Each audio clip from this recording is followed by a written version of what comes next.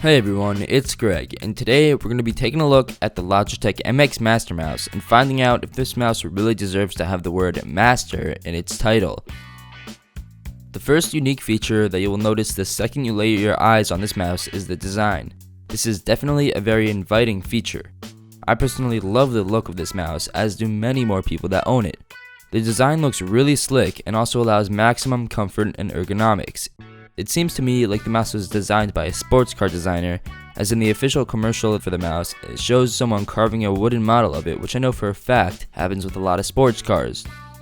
Anyways, this mouse is a dream for anyone, especially with large hands. You can rest your full hand on the mouse, which is kind of life-changing if you can't already do that now.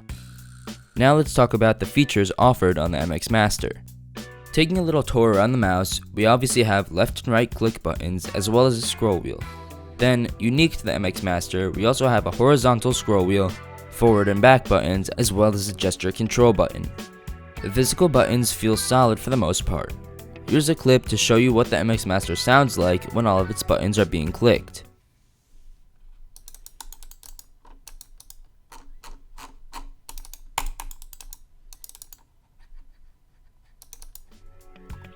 The forward and back buttons are a little out of reach and also directly on top of each other when gripping the mouse, but it's really not such a big deal. This mouse really shines when you dive into Logitech software for this mouse. In the software, you can really do anything you want with it. First of all, you can set different speeds and sensitivity levels for different features on the mouse, including the smart shift scrolling, which I like to call hyper scrolling. Here's how it works. If you scroll the mouse wheel fast enough, it will stop clicking and go into this super fast, smooth scrolling mode. This is extremely helpful for getting through large web pages, especially websites such as Twitter. So within the software, you can really customize the smart scrolling feature by telling the mouse how fast you have to spin this mouse for this hyper scrolling to initiate, or you can just disable it completely. Also in the app, you can see a battery indicator showing how much charge is left in your mouse. Speaking of the battery, it's actually sealed in, so it's not replaceable, and you have to recharge it using a micro USB cable. Battery life is pretty good. Logitech states it will last up to 40 days, but I haven't had the time to test that yet. Now let's take a look at the other tab of the app. Here's where you can customize the function of each individual button. You can swap the left and right buttons, give a function for pressing down on the main scroll wheel, and really give every button on the mouse special functions, which I really like. Even the thumb rest part of the mouse has a little button meant for Mac OS X gestures.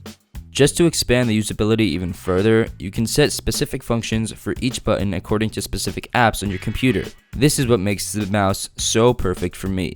For example, my universal settings have the side scroll wheel to adjust volume, but in certain apps where I use a timeline for video editing, such as Premiere Pro and Final Cut Pro, I set the scroll wheel to act as a horizontal scrolling function. You really unlock the full potential of this mouse when you pair it with Logitech's amazing customization software available on both OS X and Windows. Looking on the bottom of the MX Master, you see an on-off switch, connect button, a sensor, and finally a button with the numbers 1, 2, and 3 above it. The connect button is how you would connect your mouse with another one of Logitech's unifying receivers. The sensor is what allows the mouse to work perfectly on nearly all surfaces, even glass. The button with 3 numbers above it is a very cool feature. The mouse basically allows you to be connected to as many as 3 computers at a time, and you could switch between them simultaneously by simply clicking the button. A number appears solid if it's currently connected and will be flashing if it's ready to be paired. This feature would be extremely useful if you work in a multiple computer setup and would like to use the same mouse for multiple computers with a very smooth and easy transition. There are 2 methods by which you can pair the mouse to a computer. You can plug Logitech's unifying receiver directly into your computer, or you can use the mouse's built-in Bluetooth 4.0 connection to pair it to your Bluetooth-capable computer. When I first got the mouse, I experienced some connection issues. For a few days with my original unit, the mouse would glitch around the screen every once in a while, sometimes more often than others. Obviously, this became extremely annoying, so I got a replacement unit of the mouse from Amazon. I got this new unit just a few days ago, and right away there were some glitches while using the unifying receiver. I was extremely disappointed at this point. Then I tried removing the USB receiver and using the mouse over Bluetooth connection to my iMac, and now the experience is amazing. This should not have happened in the first place, but now I have an amazing mouse without any issues whatsoever. So that's pretty much everything. Do I think this truly deserves the Master title it has? Absolutely. If you found this video helpful, feel free to hit that thumbs up button down below or even subscribe to see more content from me in the future. Thank you for watching this video, and I will catch you in the next one.